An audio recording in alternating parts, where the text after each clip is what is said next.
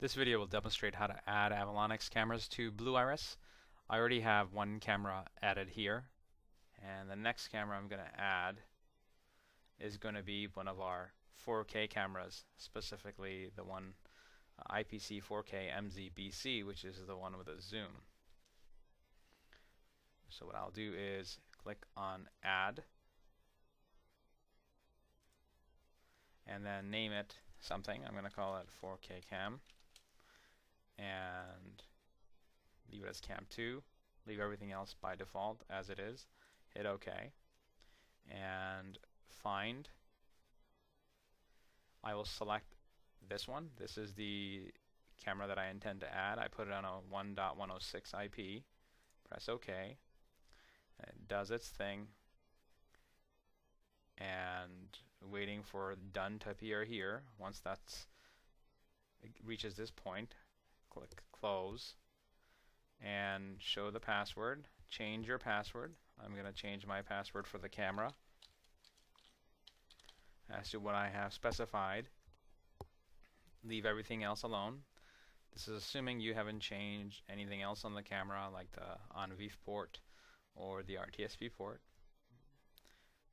Press OK and press OK, and then the camera will appear on the left hand side. Now I'm showing you two different views. This is if you're a home consumer and you're looking for a cost-effective way of adding heterogeneous mix of cameras, you can add no-name cameras and cameras from Avalonix over here. And this camera does have zoom, so if I were to double-click on it, it gives me a full view of the camera,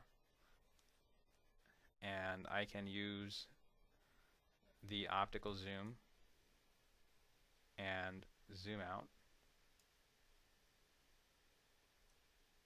So keep in mind, optical zoom lens cameras need some time to adjust and autofocus when they reach a specific point, and this camera does allow you to actually get motion events here, as in the top right hand corner.